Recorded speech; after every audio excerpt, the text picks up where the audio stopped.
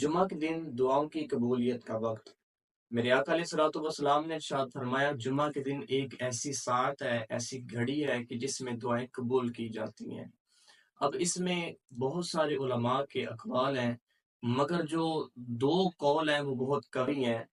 سب سے پہلا یہ ہے کہ جب امام خطبہ پڑھتا ہے اور دونوں خطبوں کے درمیان بیٹھتا ہے تو علماء فرماتے ہیں کہ یہ جو وقت ہے یہ دعا کی قبولیت کا بہترین وقت ہے، یہی وہ وقت ہے کہ جب دعا قبول ہوتی ہے۔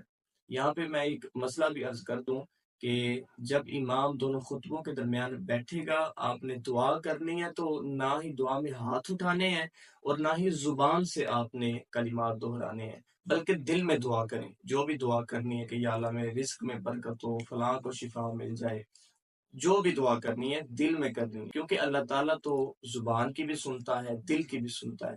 نہ ہی آپ نے ہاتھ اٹھانے ہیں، نہ زبان سے دعا کرنی ہے، بلکہ دل میں دعا کرنی ہے۔ اور دوسرا جو کبھی قول ہے وہ یہ ہے کہ غروب آفتاب سے پہلے پہلے کا جو وقت ہے، یعنی عصر اور مغرب کے درمیان کا جو وقت ہے، یہ دعاؤں کی قبولیت کا وقت ہوتا ہے۔ اللہ تعالیٰ ہم سب کی جائز حاجات کو پورا فرمائے۔